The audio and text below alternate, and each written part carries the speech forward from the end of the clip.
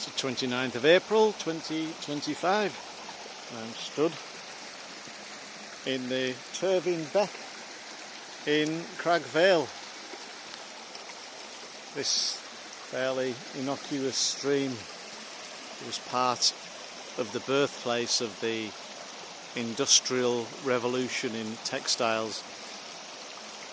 In this valley alone, Cragg Vale, there were multiple mills in the 18th and 19th centuries, employing around 2,000 people, according to a notice board I've just been reading. It's a lovely stream this. There's not much water running down it. I've seen it far, far more plentiful than this, and it's very benign this lovely April spring day. I've seen dippers along here. Dipper is a bird, a bit like a blackbird with a white bib, and it's the only bird in Britain that runs along the bottom of the stream. Prince is coming down to have a look. Right, come on, son. He's having a sniff. Come on, we'll go back up here. We're going to go back up here and walk back along the trail, the Cragg Vale Heritage Trail. It's one of my favourite walks in West Yorkshire. But just going to have another look at this Packhorse Bridge.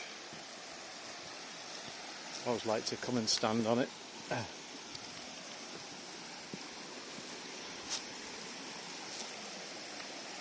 That's had to withstand some fairly heavy torrents of rain in wet weather. Seems to have stood the test of the centuries unscathed, which is good.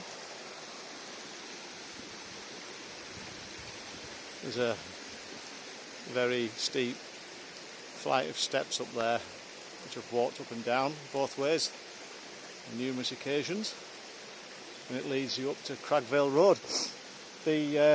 When the Tour de France came to England a few years ago, Cragg Vale is the longest unbroken stretch of uphill road in England, and the Tour de France went up it, of course, not down it. They free will all the way down. No, they went the hard way, and that must have been a fairly grueling stage, even for experienced exponents of the Alps, the kings of the hills. Just been reading recently about the great Eddie Merckx. When I was at school, one of the guys, Andy, who is now my financial advisor, believe it or not, Andy had a Eddie Merckx bicycle, push bike, and it was the envy of all the other kids. Eddie Merckx, oops, dropped my specs, look, got my specs. Eddie Merckx obviously won the Tour de France 5 times, I think it was, and he won many races across Europe. Anyway, I was reading that Eddie actually failed in one particular season, drug test 6 times, and he was allowed to continue competing. Apparently the drugs weren't as powerful as the stimulants that the cyclists use, or some of them use today. And but anyway, it's still amazing that a blind eye was turned to, well, you can only call it cheating, can't you? Probably most of the other competitors were using something similar, but cycling's always been quite hard hit as a high profile sport. massively popular in Europe and across the world really, and some competitors seek to gain an advantage, and even a couple of % advantage is enough to achieve success. So it's a shame that cycling's always been blighted, and he wasn't the only one, was he? Lance Armstrong famously came back from cancer, won the Tour 6 times, and then was exposed as a cheat. I think he made excuses like, well, everybody else is doing it, but that's not really an excuse, is it? There we are. So here we are, walking down the Industrial Heritage Way in Cragg Vale.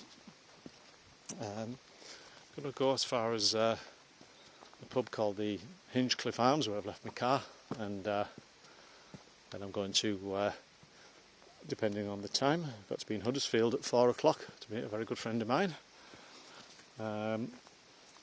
See how we're going for time as to whether we can extend the walk.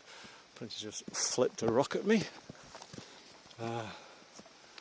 Wonder if that was a little sign that he's getting a bit discontented with all this hill walking. It's the sun's fortunately not shining too brightly this afternoon here in Cragg Vale, but it's very humid. It's got to be in the low 20s, which is fantastic for April, late April day. It's May at the end of the week, amazingly. Don't the years go past ever quicker? The older you get, the faster the years pass. I remember being at school and the summer holidays, especially when I was young, seemed to last forever. 6-7 weeks off. When you think back, when you're 6 or 7 years old, 6 weeks is actually quite a decent percentage of your life.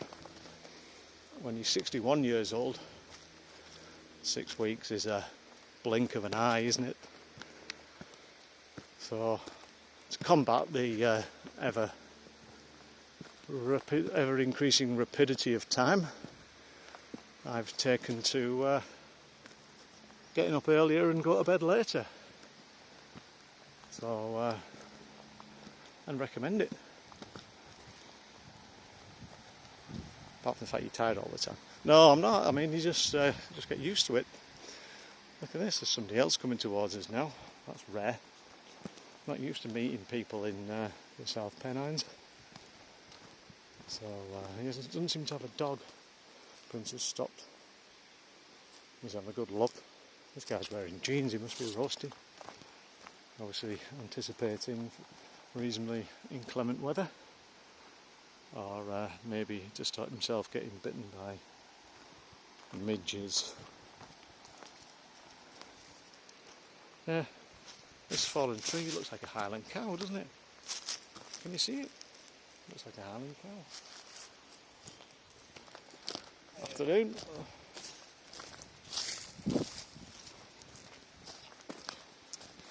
I was going to point out the Highland cow to that bloke, but then he might have thought I was mad. Well, a lot of people think I'm mad, but yeah, it's like one of those Rorschach tests, isn't it? You look at these ink splotches and tell the psychotherapist what you see, and that fallen tree was a Highland cow to me. I wonder what that means. I come from farming stock. Generations ago, my antecedents worked on the land, not as owners. We were the serfs, and we worked for other people near Burton in Kendal. Live around Kirby Lonsdale, and then the draw of work in the steelworks and the shipyard in Barrow-in-Furness drew my family to Barrow-in-Furness, and the chance of gaining work, regular well-paid work in the, well, not necessarily well-paid, but regular work in the shipyard or the steelworks. Barrow, one time, had the biggest ironworks in the world, which is pretty amazing. Such a small place, and Barrow was just a series of small hamlets in the 1850s, and then 20 years later, after the discovery of very high grade iron ore, it absolutely mushroomed, blossomed into a metropolis of 50,000 people. Loads of fantastic buildings in Barrow-in-Furness, a lot of them sadly foolishly demolished, but still there are some remnants of Barrow's majestic past. But the ironworks site all gone. It's now a an industrial park. Quite a lot of businesses on there, and the slag banks, which in my youth they lit up the sky, the molten slag being deposited by engines on the top of the slag bank. It used to act as an electric blanket and keep Barrow warm. You could see it at night. I can remember being driven by my mum or dad down Hinepool Road in Barrow-in-Furness and seeing the blast furnace of Caird's foundry open, and you could see the flames, and what a majestic, impressive sight that was to behold. Incredible.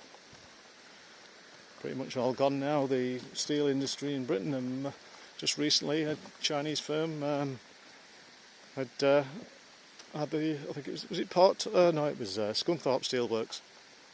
They were going to close it down. The government stepped in. We don't want to become reliant on imports of steel, especially in this uncertain world that Vladimir Putin has created for us all. He's just announced the possibility of a 3-day ceasefire in the war in the Ukraine, a special military operation, as he calls it, and war, which everybody else calls it. And 3 days, better than nothing, but want a proper ceasefire and all Ukraine's land given back. His objective is to restore the Soviet Union to its former boundaries, and countries bordering Russia, such as the Baltic states, Estonia, Latvia and Lithuania, must be quaking in the boots, as must Poland and other countries bordering Russia. Great place. Vilnius, the capital of Lithuania. Went there a few years ago with my cousin Richard. It was late in the year and it was it was -10. It was pretty chilly, but we had a great time. Some good museums and excellent bars, and surprising how many people have got whippets in Vilnius, and nearly everybody speaks great English. The only downside, of course, is Lithuania is part of the Euro, so unfortunately prices are on a par with the UK rather than other countries in Eastern Europe, which still cling to their traditional currencies and quite often if you go in the locals bars you can get beer at tremendous prices. I first went to Czechoslovakia, as it was then, in 1986. That was one of the great years of my life.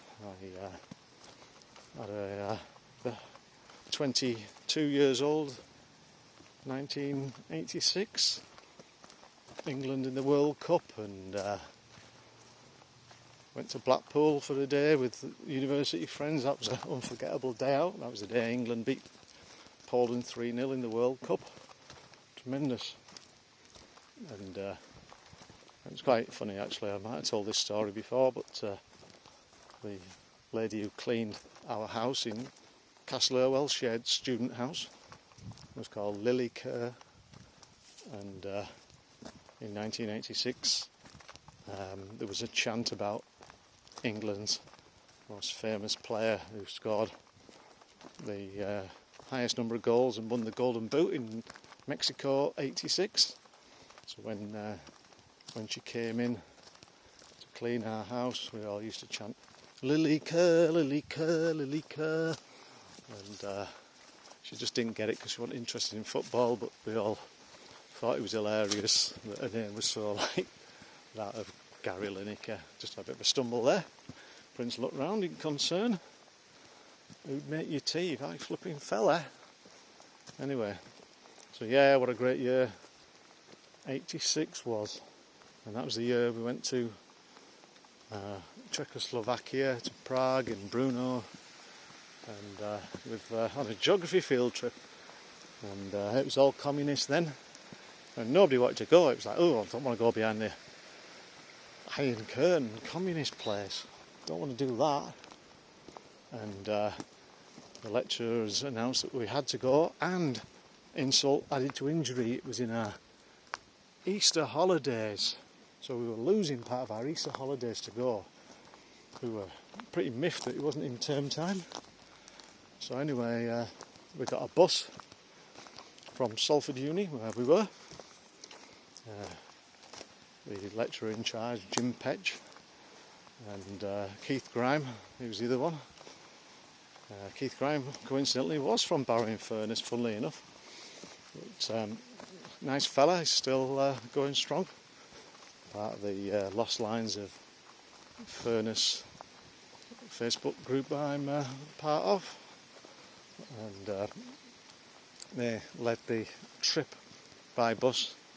And of course, the bus set off from, I think it was the Peel building in Salford Uni, Peel building, at I think it was 11 or 11:30 at night to travel through the night to get the ferry from Dover.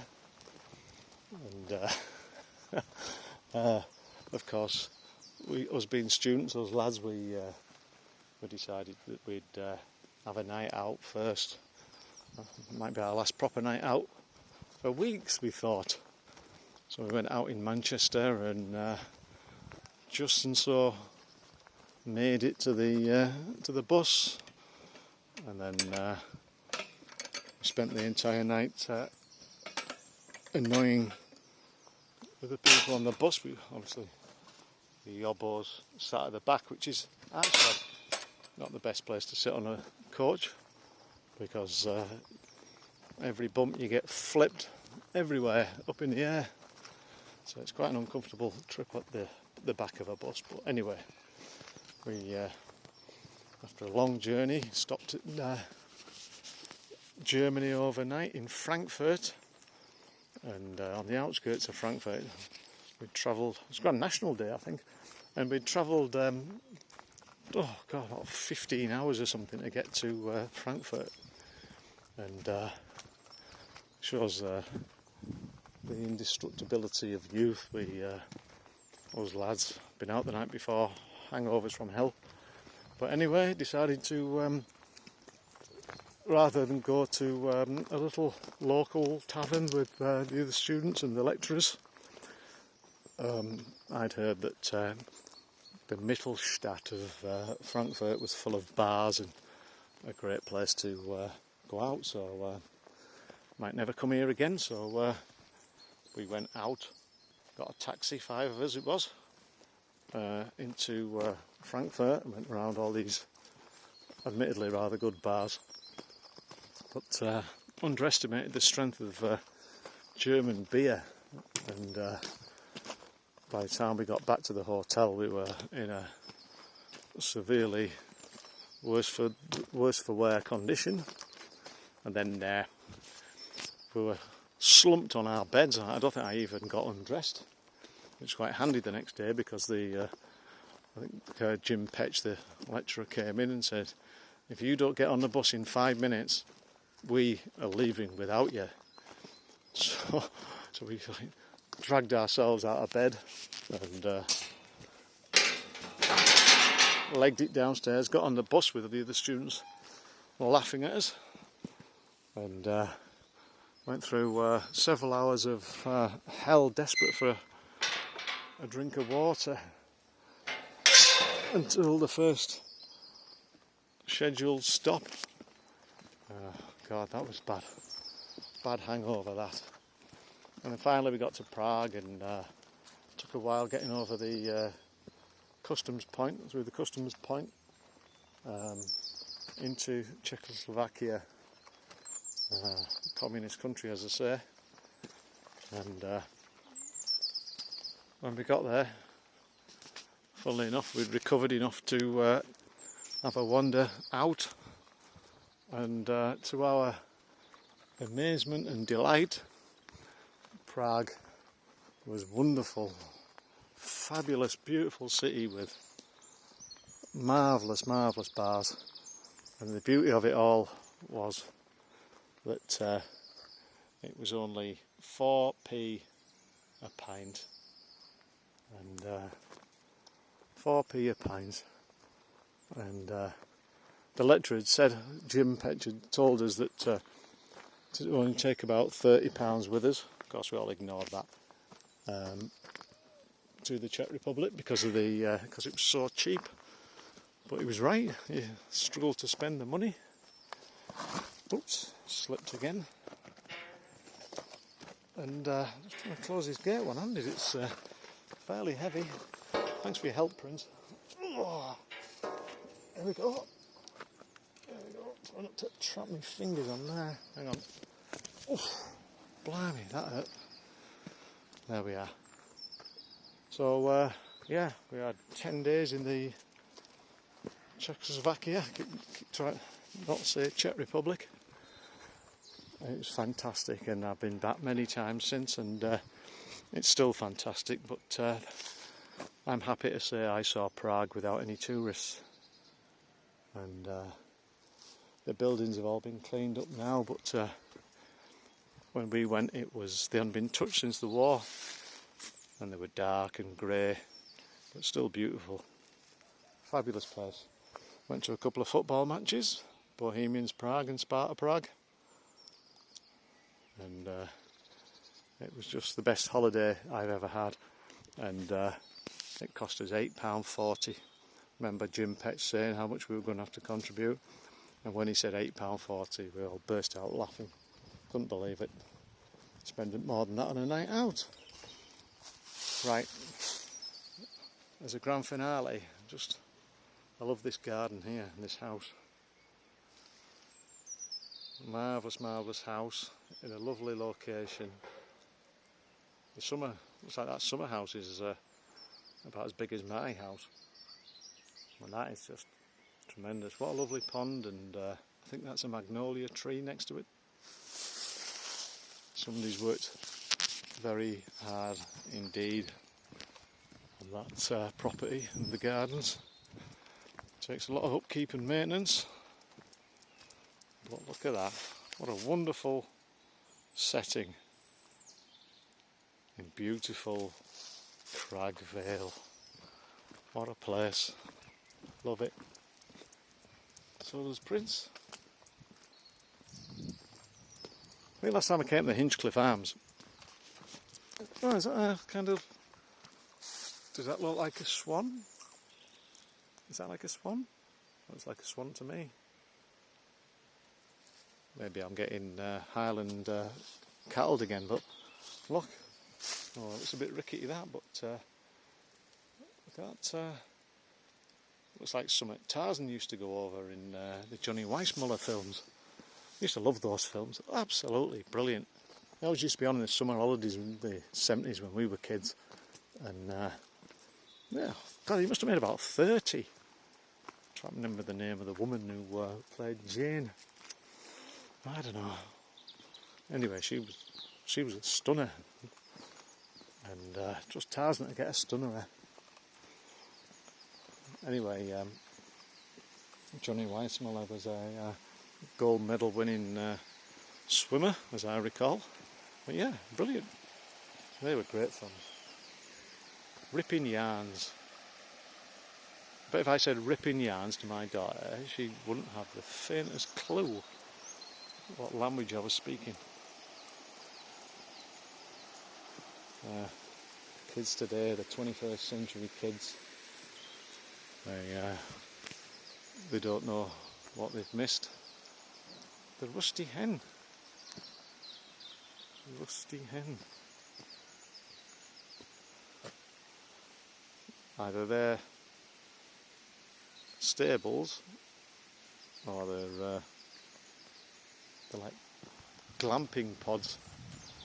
Right, Prince, as we're on a road, you're going to have to go back on the lead. There's the Hinchcliffe Arms. Yeah, that's what I was saying. Hinchcliffe Arms went there about 10 years ago after a walk. Thought, oh, this would be nice. Sat outside with a beer, and it was dreadful. Which, in West Yorkshire, the capital of real ale, to get a dodgy pint is almost unheard of, and especially at the country pubs. And Yorkshiremen frown very heavily indeed on poor quality real ale. Unfortunately, the beer was awful to the point where it's kind of put me off trying again. And it was 10 years ago, and the guy had just reopened the place, so maybe I'm being harsh, but there's a pub up the road on the main road in Cragg Vale called the Robin Hood, and let me tell you, the beer there and the atmosphere of the Robin Hood is just fabulous. Absolutely wonderful beer at the Robin Hood. It's the Hinchcliffe Arms. So if you ever get the chance to visit the Robin Hood, then you certainly won't regret it, because it's tremendous. Lovely church in Cragg Vale. What time is it now? 2:30. Sun's breaking through again. I think we've just got time, Prince, to extend the walk by another half an hour before we head to Huddersfield. But that is another story.